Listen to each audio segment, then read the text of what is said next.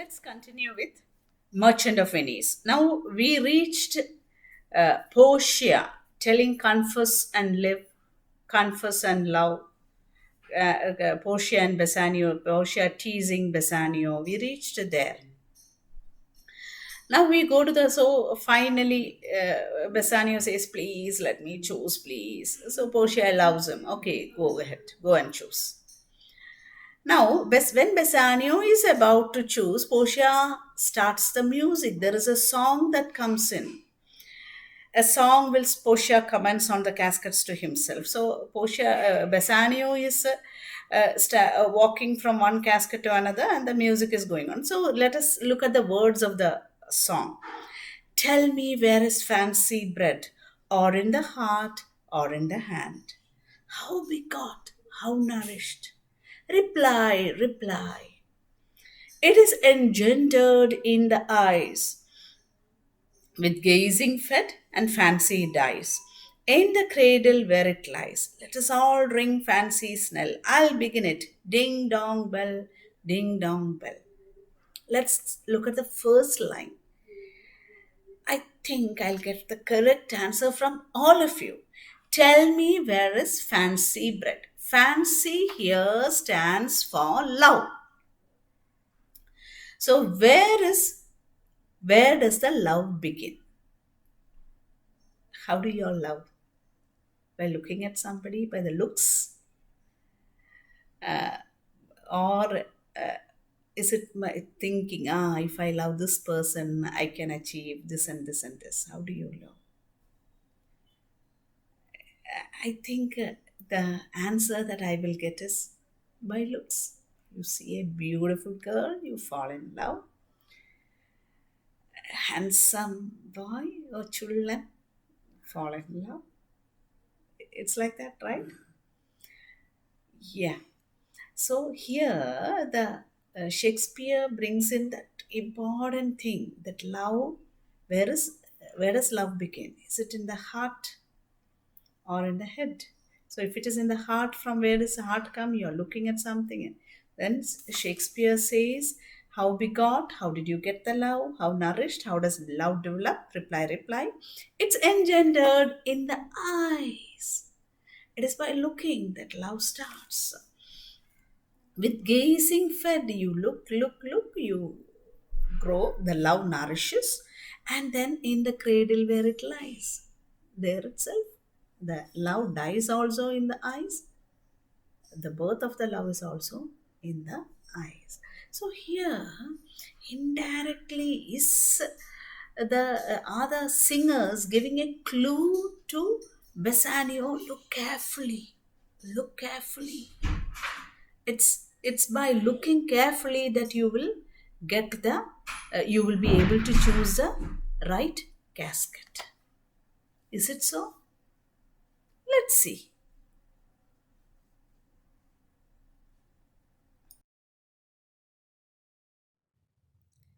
Tell me where is fancy bred, or in the heart, or in the hand. How begot, how nourished. Reply, reply. It is engendered in the eyes, with gazing fed and fancy dies. In the cradle where it lies. Let us ring all ring fancy's knell. I'll begin it. Ding dong bell, ding dong bell. It's a song sung by the musicians while Bassanio is making the choice of the caskets.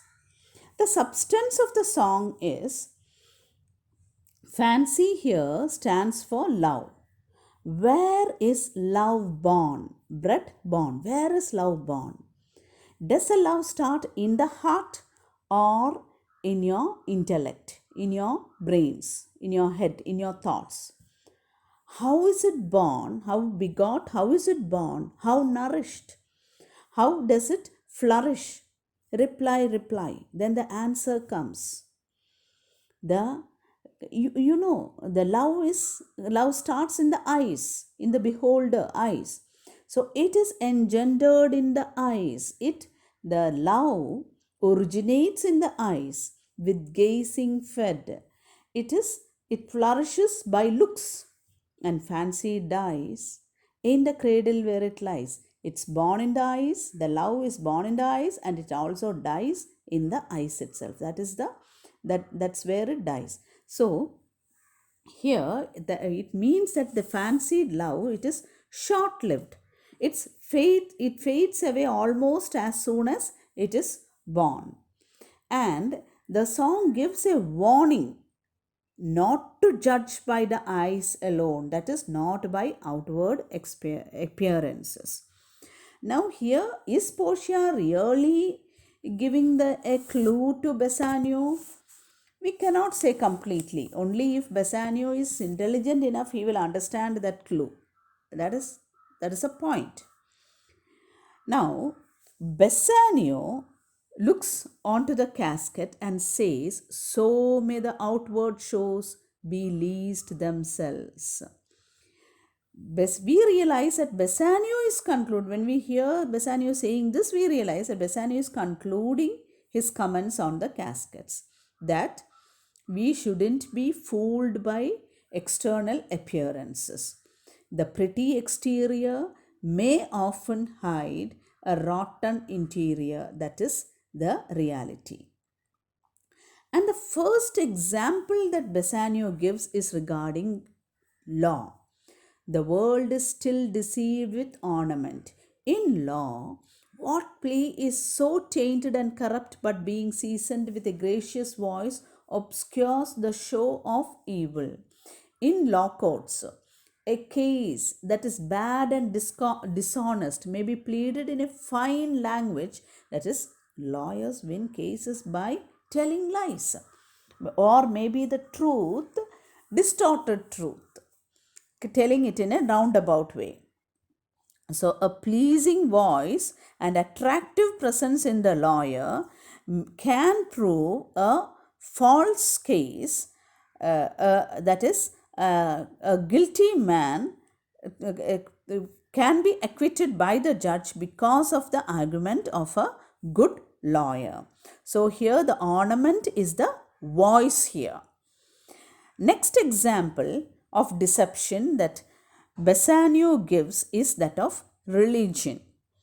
Using a holy book, we can interpret or justify any acts in this world.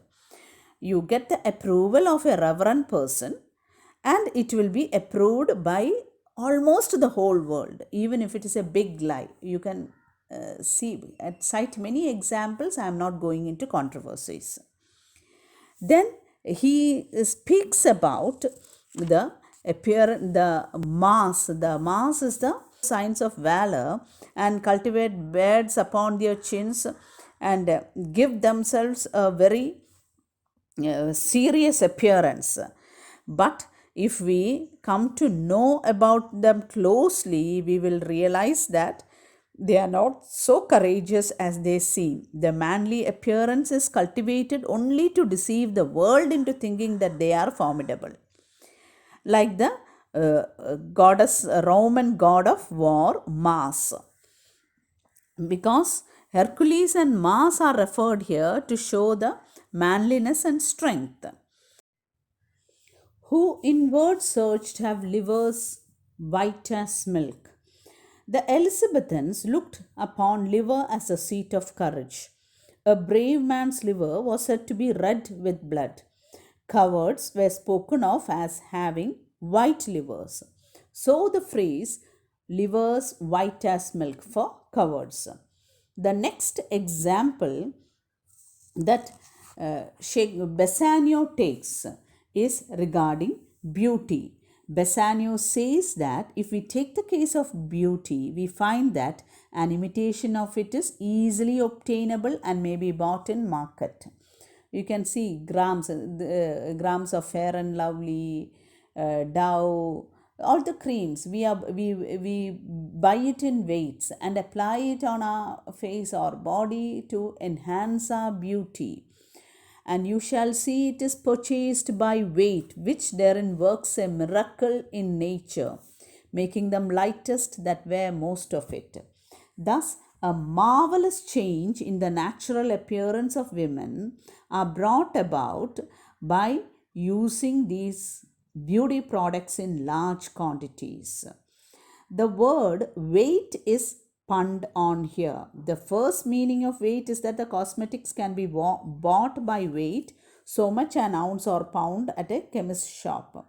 Another meaning of weight is that addition of the cosmetics increases the weight of the body.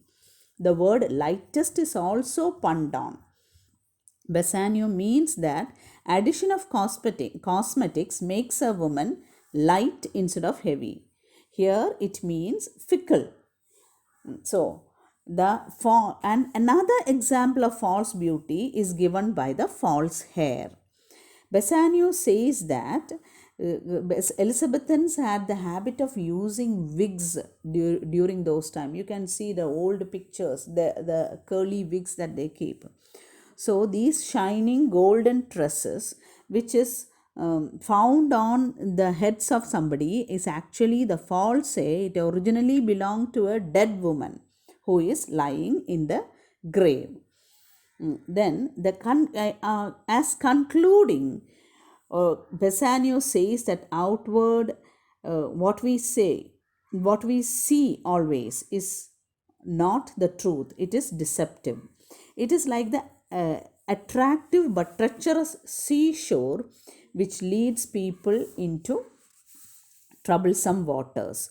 It is also like the lovely shawl or the covering which hides the dark face of a beautiful woman. Shakespeare has used Indian beauty, or maybe it may be the Red Indians or dark people, not only our India.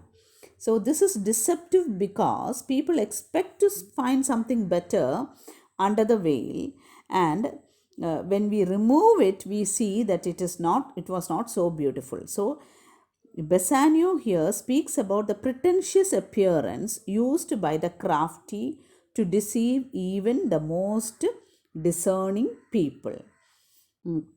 So Elizabethans thought that West Indies are Indian. So it is the West Indies people that are mentioned here. Thus, speaking about giving out all these examples, Bassanio illustrates how pleasing outward appearance may hide something bad or ugly inside. So he rejects the gold casket, which he calls as a metal which King Midas coveted. All of you know the story of King Midas, who got the boon from the goddess to convert everything into gold, whatever he touched to gold, and finally he converts, he will not be able to eat anything.